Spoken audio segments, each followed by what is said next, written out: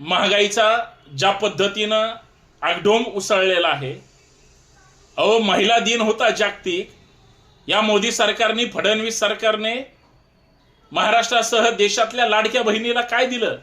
60 रुपये gas cylinder त्या ठिकाणी महाग दिला. मेसेजवर मेसेज येत आहेत की गॅस सिलेंडरचा तुटवडा होत आहे, पेट्रोल त्या ठिकाणी कमी पडेल, लोक परेशान आहेत. आणि सरकारमधला एकही मंत्री महाराष्ट्रासमोर येऊन बोलायला तयार नाही. मेसेज पाठवतात की सिलेंडरचा तुटवडा नाही म्हणून. खोटं बोलण्याची काहीतरी पात्रता असते.